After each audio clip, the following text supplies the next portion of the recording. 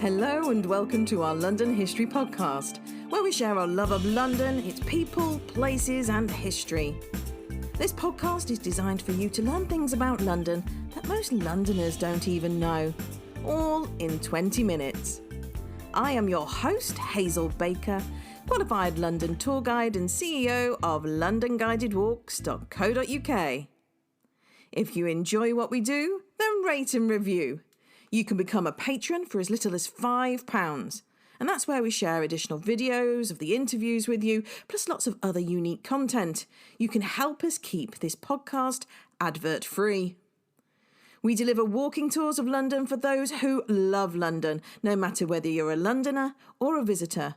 We will help you make the most of London. Check out our website, LondonGuidedWalks.co.uk, for a full selection of guided walks and private tours. Get that cup of tea, put your feet up and enjoy. Today we're going to be discussing some of London's nursery rhymes. And who better to do that with than someone who sings them for a living? Today's guest is Cat Bateman, who runs Little Folk Nursery Rhymes, who has delighted thousands of little ones singing the much-loved old traditional songs and some newer classics while strumming along with her guitar. Hello, Cat. Hello, Hazel. What are nursery rhymes for you, then? I'm sure everybody listening does know what a nursery rhyme is, but I think like the basic definition, I think, is that it's a pleasing rhythmic pattern with simple repetitive phrases that babies and young children find easy to remember and repeat. And I think that's their kind of their basic function. And where does the term nursery rhyme come from?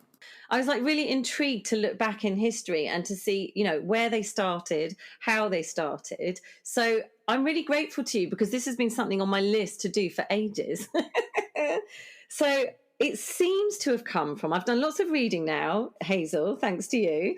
And it seems to have come from, there was a little book called Rhymes for the Nursery in 1806, and it was published in London, and it was published in Gracechurch Street, which is all part of that old historical city of London. So I love the fact that there's this like little centre that was considered to be where these things were starting to be printed and published. Like, I just love that there was a place you could go to collect these. They were called Chapbooks, I believe. And so for those of you that have never heard of Chapbooks, I'd not heard of it until like last week. They were these like gorgeous little pamphlets. So they weren't hard books or anything. They were like a little pamphlet.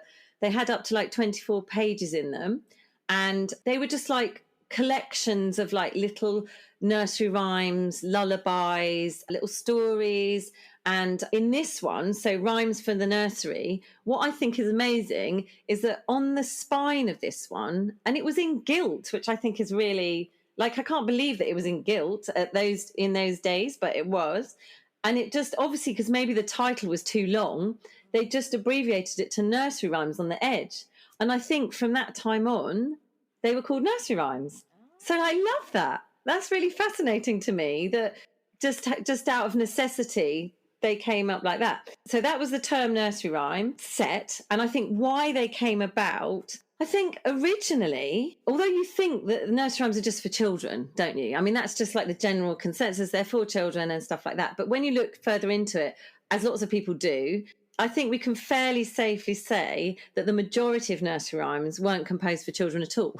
It came from people trying to be underhand about how they fought against the sort of statutes of the time and things like that. So that was fascinating.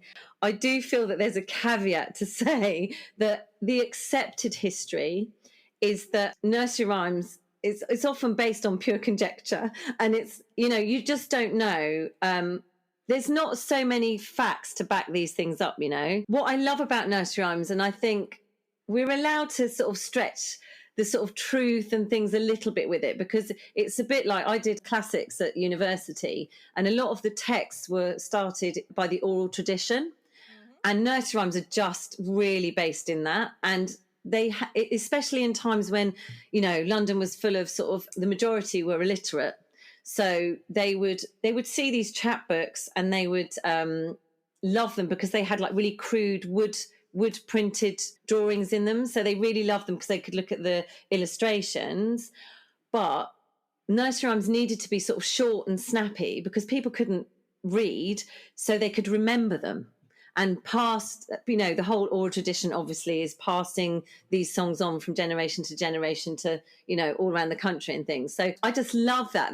That's how they started. So I thought we'd get into the list. I'm just going to look at my list here. Oh, and one thing actually, Hazel? One thing that people sometimes, I think they just think nursery rhymes are just a bit like, why would you bother with nursery rhymes? What are they? Why are they important? And I just think that now I've done them for so long, I can see what they mean to little ones. And I see them as bite-sized learning opportunities. Repetition is key, which is really good for me because it means I don't have to constantly learn new things all the time. And I feel so honoured to sort of keep them going, So anyway, let's get down to it. History shows us that some lullabies and nursery rhymes are anything but soothing. Because you do think that they're just going to be really gentle and really lovely. The first one that really freaked me out was, and I think this is known by quite a lot of people actually, and I'd heard of it, but I hadn't looked deeply into it. So Ring a Ring of Roses. Ring a Ring of Roses. So I think this is a really timely one to discuss because of the pandemic that we've been going through. And as the words go, ring a roses, a pocket full of posies. Some people, I've read some sort of reviews that say they think this is linked to the Black Death in 1347. But I think I agree with the others that say it's actually the Great Plague of London in 1665. So the bubonic plague, because it sounds disgusting, doesn't it? It sounds like such a sweet little rhyme. But so basically, apparently the rashes that were experienced with the bubonic plague, they looked like rings and they were quite a rosy colour. And then people stuffed posies into their pockets so they couldn't smell all the dead bodies lying around and piling up. They also thought that the smell, the miasma, if it smelt bad, then it would do them injury. They would get the disease through the smell, the air, the bad air. Right, weren't they? So that's why you needed a posy or a nosegay. Right. Then there's a bit where it says an all fall down, and it's basically because it wiped out 60% of London's population. That one kind of freaked me out because you've got these beautiful little rhymes and lovely melodies, but actually it was about something quite dark and quite sinister. Yeah. So that's a nice one to start with. So that's our Ring a Ring of Roses.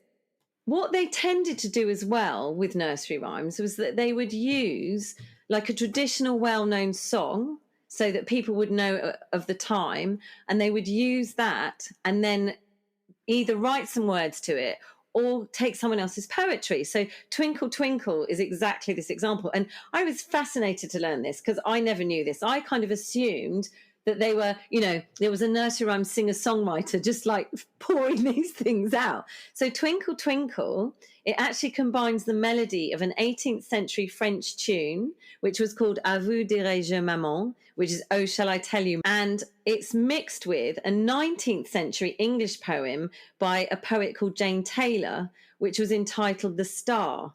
And so that became sort of forced together somehow. No one actually knows how they were brought together, but they were. That has existed. Like, that's still one of the most favourite ones that little kids love now. And I just love that. And I do 3 of the verses because there are 5 verses, but I do 3 of them.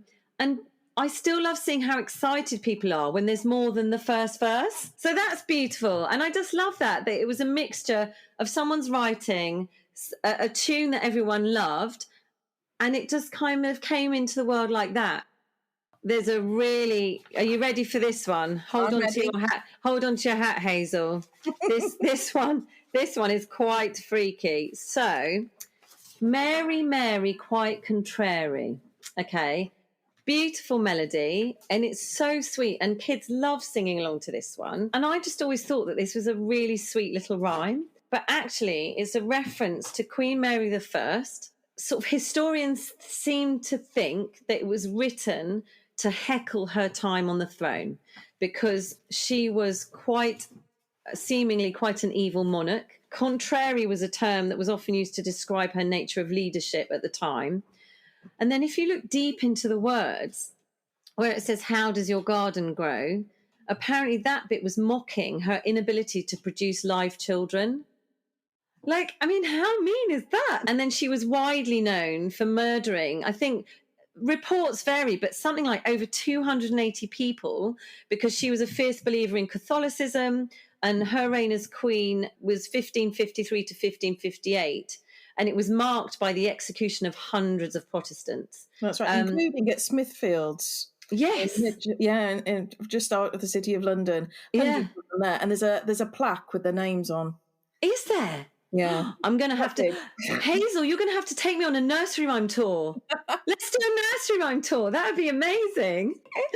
Also, the other words like silver bells and cockle shells, they're such beautiful, trinkety ideas, but actually they were a reference to her torture devices, apparently. And then where it sings pretty maids all in a row, it's either like, and again, you read all these different sources and they're not totally, agreeing with each other, but it seems to be either a reference to numerous miscarriages or dead bodies that she accumulated over her reign, or the maids is a slang for a beheading instrument called the maiden. And that came into common use before the guillotine, apparently. I'd never heard of that in the maiden. Yeah. Well, she burned her victims.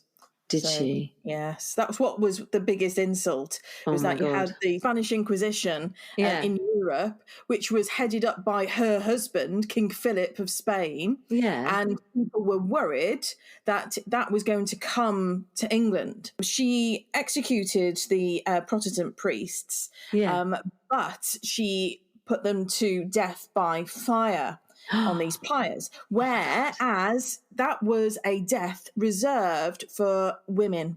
Yeah. So she gave these men a woman's death. How insulting is that? Completely outrageous. Yeah. She sounds like a bit of a one, this Mary the First. It doesn't do her any favours, I don't think, in this one. But when you see her, when she signs some charters, you'll see there's a picture of her in the little iconography at the front. And there's her and her husband, and the crown, which should be on her head, is actually hovering in between them both, because we haven't yet successfully had a queen rule in her own right. Because don't forget, Elizabeth is after her. Yeah. So she's actually pioneering for Elizabeth, made it a lot easier for Elizabeth. Wow.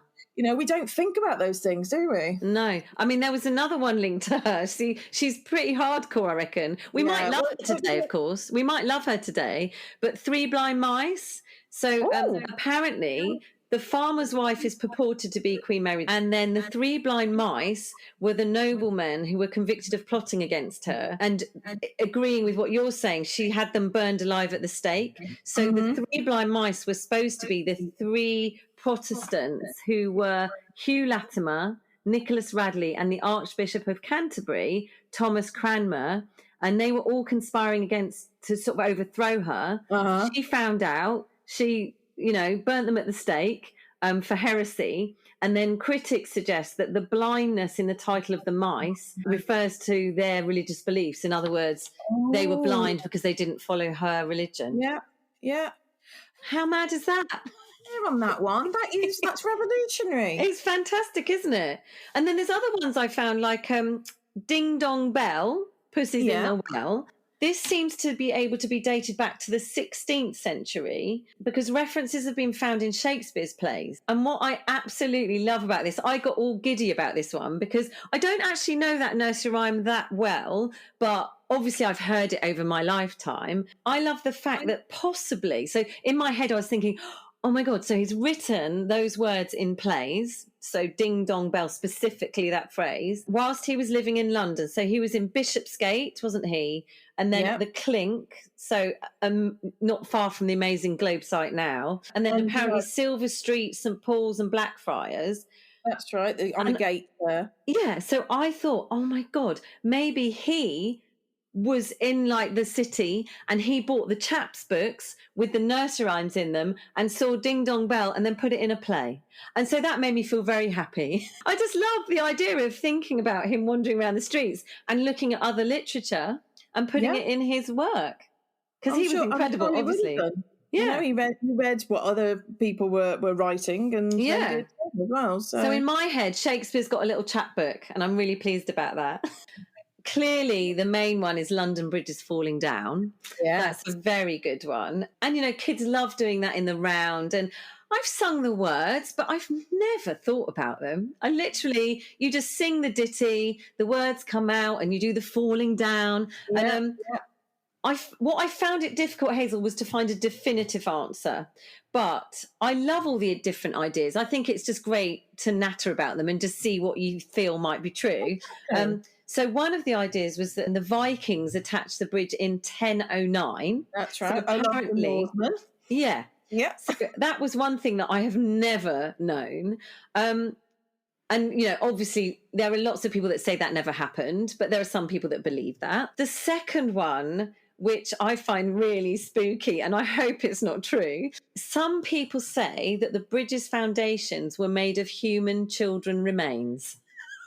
I mean, how awful is that? And I've never heard that before. And apparently the only way to keep the bridge up and safe in all these times was to sacrifice another child. Well, of course, that makes absolute sense. Doesn't it make sense? So I really, really hope that's not true. There's absolutely no proof that is true. So I'm choosing to believe that definitely isn't true. The only thing that I can find that seems to be true about it is that, when it sings My Fair Lady, she was supposed to be Eleanor of Provence, who apparently owned the bridge between 1269 and 1281. So I think that bit's true. Taxes. Yes. She was supposed to collect the taxes and use it for maintenance, but... So she just kept it? Yes. I mean, exactly. Why not? Now, I've got... so this was another one. So £0.5 of twopenny rice. This one, I really love this one. So this apparently was really popular in music hall song. So it was heard all through the streets of London in Victorian times in the theatres. The origins of the lyrics seem to be split. So one theory is that it has its origins in the sort of same grimy streets that were around the Victorian music halls, because in Shoreditch and Spitalfields, like you mentioned before, apparently those areas provided Londoners with lots of their clothing. There was like a real textile industry there. We've still got fashion streets, they're even there now. Yeah, exactly. Yeah. So £0.5 of twopenny rice, it says pop goes the weasel. Apparently a spinner's weasel, which I never knew this, is a device that is used for measuring out a length of yarn. So they would measure it out, and then the mechanism would make like a popping sound when the correct length had been reached. It sounds like it was really boring and repetitive. And I think the spinner's mind obviously just sort of wondered, and it was brought back into play with the pop of the mechanism working. So I think that's why it was such a natural thing for a song to come out of it. But then apparently the third verse suggests that there might be an alternative origin to the sort of clothes manufacturing. And it was based upon Londoners using Cockney rhyming slang.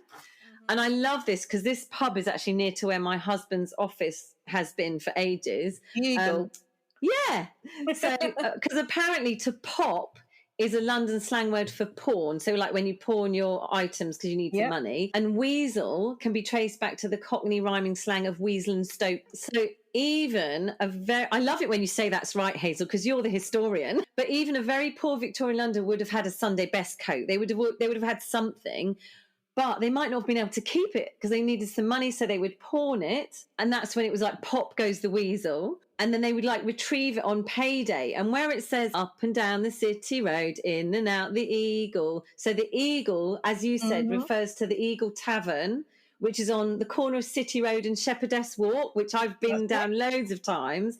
And I think they've even got a plaque in there saying that we are part of this nursery rhyme. So how amazing is that? Brilliant. And there's another plaque. Well, it's not even a plaque. It's actually in the pavement on City Road. It has the lyrics of Pop Goes the Weasel. And I'm really grateful that you invited me on this because it gave me some real lovely time to look through some of the literature about all this and to learn some of the deeper stories behind them all. No, fantastic. I've learnt loads as well, Kat. Thank you very much. It's such a pleasure. Thank you, Hazel. I hope you have enjoyed this episode. I know we didn't cover all London nursery rhymes, but we do have to save something for later. Talking of later, this is our final episode. We're going to take a break over the summer period and we'll be back again in September. For all of our patrons, fear not, we have some exclusive content coming to you this summer. So have a great one, and I'll see you in September.